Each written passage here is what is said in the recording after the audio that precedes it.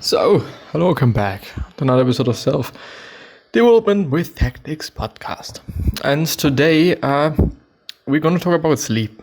In the past 3 weeks, I really unfortunately did not really take care about my sleep as much as I should, not nearly as much as I should, which,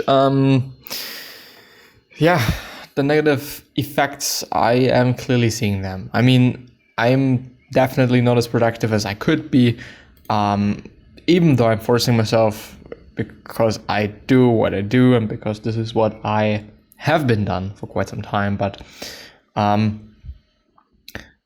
also increased hunger, also just, being emotionally unstable and well, a few other things.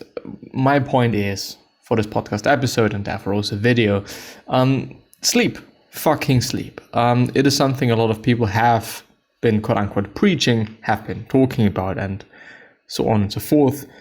But sometimes, I felt also in the past where I have actually been able to deal with it way better, I believe. I'm getting old, it's just, really nothing to neglect.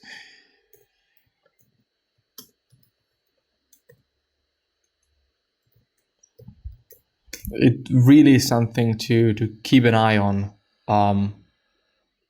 Wow, there's actually, that is amazing. This is a very or relatively detailed article around sleep from the Sleep Foundation, updated on March 11th, 2022. So this is a fairly new article. You can also listen to this article if you do not want to listen to me reading it. But yeah, the science behind sleep, how much sleep do humans need, and the importance of getting enough sleep. Sleep is an essential function that allows your body and mind to recharge, leaving you refreshed and alert when you wake up. Healthy sleep also helps the body remain healthy and stave off diseases. Without enough sleep, the brain cannot function properly. This can impair your ability to concentrate, think clearly, and process memories. Definitely. I'm clearly fucking seeing that. Most adults require between 7 and 9 hours of nightly sleep. Children and teenagers need substantially more sleep, particularly if they are younger than 5 years of age. Work schedules, day-to-day stressors, disruptive bedroom environment, and the medical conditions can all prevent us from receiving enough sleep. How much sleep did I get yesterday? The thing is, I am most often getting 7 hours of sleep, but I kind of feel like it is a bit too less for me. Even though it's just, it should be enough, quote unquote, as I'm feeling about it. Maybe it's also my environment. Maybe I just need a bit oxygen in my fucking flat. But yeah, a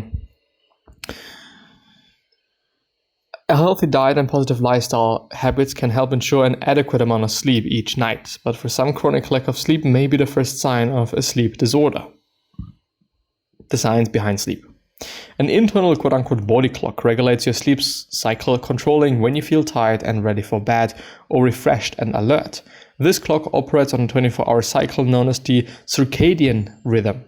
After waking up for sleep, you'll become increasingly tired throughout the day. These feelings will peak in the evening leading up to bedtime. The sleep drive, also known as sleep-wake homeostasis, may be linked to adenosine, an organic compound produced in the brain. Adenosine levels increase throughout the day as you become more tired, and the body breaks down this compound during sleep. Light also influences the circadian rhythm. The brain contains a special region of nerve cells known as the hypothalamus,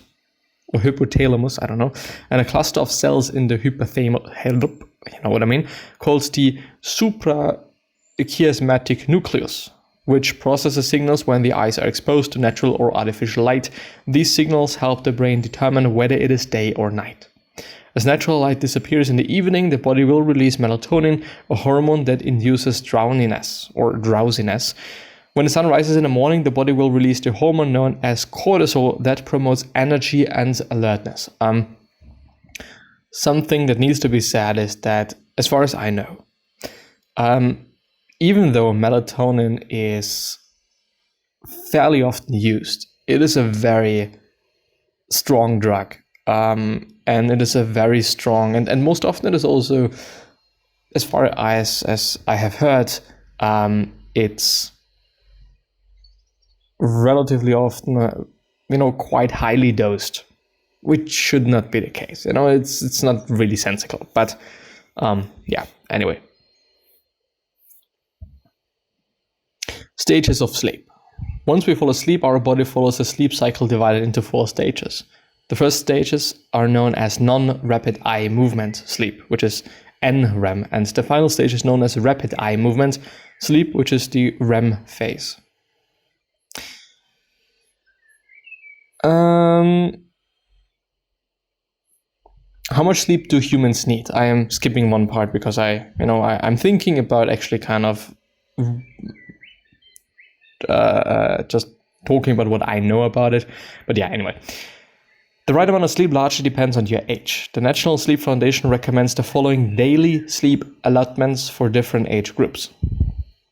Newborn, let's actually go from teens to older adults. Teens, 14 to 17, 8 to 10 hours. Young adults, 18 to 25, 7 to 9 hours. Which is, my age. Adults 26 to 64 is also 7 to 9 hours, and older adults apparently only need 7 to 8 hours. The importance of getting enough sleep. For most adults, at least 7 hours of sleep each night is needed for proper cognitive and behavioral functions. An insufficient amount of sleep can lead to serious repercussions. Some studies have shown sleep deprivation leads people vulnerable to attention lapses, reduced cognition, delayed reactions, and mood shifts. Do we remember what I've been talking about just in the very beginning of the episode? Might just be what I'm reading right now. It's also been suggested that people can develop a sort of tolerance to chronic sleep deprivation, even though their brains and bodies struggle due to lack of sleep. They may not be aware of their own deficiencies because less sleep feels normal to them. Additionally, lack of sleep has been linked to a higher risk for certain diseases and medical conditions. These include obesity, type 2 diabetes, high blood pressure, heart disease, stroke, poor mental health, and early death. Adults who do not receive a sufficient amount of sleep each night can implement some positive lifestyle and sleep habits in order to log the needed 7 to 9 hours. These include the following. Establish a realistic bedtime and stick to it every night, even on the weekends. Maintain a comfortable temperature setting and low light levels in your bedroom. Keep a comfortable sleep environment by ensuring you have the best mattress, best pillows, and best sheets for your sleep preferences and also body type. Consider a screen ban on television, computers, and tablets, cell phones, and other electronic devices in your bedroom. Abstain from caffeine, alcohol, and large meals in the hours leading up to bedtime. Refrain from using tobacco at any time of day or night. Exercise during the day. This can help you wind down in the evening and prepare for sleep. Yes, it really can. The question is, do athletes need more sleep? Or just people that are doing more physical work? You may just need more. As athletes need more calories than most people when they are training, they need more sleep too. You're pushing your body in practice, so you need more time to recover. Athletes in training should sleep about an hour extra. How much sleep do student athletes need? Is there also a table? Please be a table here. Factors that influence sleep in student athletes. Irregular bedtimes, physical discomfort, pressure to perform. Students may inadequate sleeping quarters, medical conditions, screen time, and concussions. What are the consequences of sleep deprivation for how much sleep do student athletes need? Our guideline states that adolescents should be getting between 8 and 10 hours of sleep every night. For student athletes in particular, research suggests it's better to get at least 9 or 10 hours. School-age children need at least 9 to 11 hours. One study on college athletes found out that 72% of them napped on a regular basis, Though napping can sometimes cause insomnia at night, it may be a good option for student athletes whose sleep schedules are hampered by training sessions and traveling. In addition to nutrition and physical exercise, sleep plays an essential role in helping athletes achieve optimal performance and so on and so forth. Which may be actually one of the reasons why I am not performing too well mentally. Meaning uni things. So stage 1, NREM. Am I actually still recording? Amazing, I'm still recording. Once we fall asleep, our body follows a sleep cycle divided into 4 stages. Stage 1, NREM. This first stage marks the transition between wakefulness and sleep and consists of light sleep. Muscles relax and your heart rate, breathing, and eye movements begin to slow down, as do your brain waves, which are more active when you are awake. Stage 1 typically lasts several minutes. Stage 2, this second NREM stage, is characterized by deeper sleep as your heart rate and breathing rates continue slowing down and the muscle become more relaxed. Eye movements will cease and body temperature will decrease. Apart from some brief moments of higher frequency electrical activity, brain waves also remain slow. Stage 2 is typically the longest of the 4 sleep stages. Stage 3, NREM, still NREM. This stage plays an important role in making you feel refreshed and alert the next day. Heartbeat, breathing, and brain wave activity all reach their lowest levels, and the muscles are as relaxed as they will be. This stage will be longer at first and decrease in duration throughout the night. The first REM stage will occur about 90 minutes after you fall asleep. As the name suggests, your eyes will move back and forth rather quickly until your eyelids under your eyelids. Breathing rate, heart rate, and blood pressure will begin to increase. Dreaming will typically occur during REM sleep, and your arms and legs will become paralyzed. It's believed this is intended to prevent you from physically acting out on your dreams. The duration of each REM sleep cycle increases as the night progresses. Numerous studies have also linked REM sleep to memory consolidation, the process of converting recently learned, and so on and so forth. The duration of the REM stage will decrease as you age, causing you to spend more time in the NREM stages. These 4 stages will repeat cyclically throughout the night until you wake up. For most people, the duration of each cycle will last about 90 to 120 minutes, and REM sleep constitutes about 75 to 80% of each cycle. You may also wake up briefly during the night but not remember the next day. These episodes are known as W stages.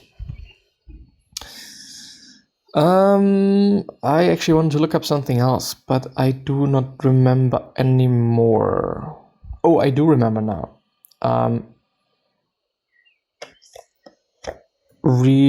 Relaxation, brain waves, meditation. If they, kind of work, I don't know.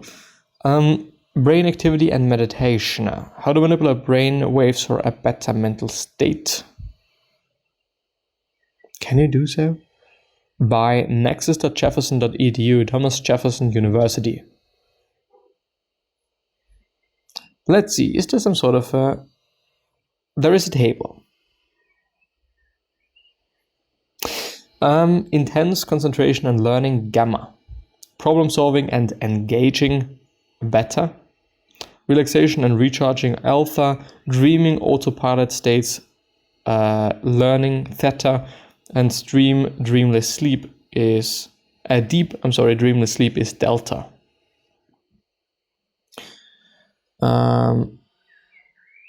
What about those times we feel too focused or vigilant and would desperately prefer for those flatter brain waves of sleep and rest? Is it possible to nudge our waves in one direction or another? Life as a student can be stressful, demanding, and fast-paced. The pressure of school can have a significant impact on mental health and well-being, as evidenced by the alarming increase in burnout among student populations. Controlling our brain waves could help optimize relaxation and productivity. Meditation exercise. Regular meditation has been shown to increase alpha waves, your relaxation brain waves, and reduce beta waves, the brain waves of active thought and learning. That is why it's most commonly recommended for reducing stress, deep breathing, and closed eye visualization techniques that mindfulness. So, binaural beats and music. There are also techniques that use the concept of brainwave entertainment, whereby your brainwaves begin to match or synchronize with the frequency of external stimulus, like a pulsing sound or a light. You can use this concept to train your brain waves to a particular frequency during blah, blah, blah, blah, blah. So, maybe worth trying. So I do want to repeat it, and this is then also going to be the end of the episode. Gamma, intense concentration and learning. Beta, problem solving and engaging. Alpha, relaxation or relaxing and recharging. Theta, dreaming, autopilot states and learning. And delta, deep, dreamless sleep. So gamma, beta, alpha, theta, and delta. Or theta, I don't know. But yeah, with that being said, I'm going to see you next time. Bye-bye.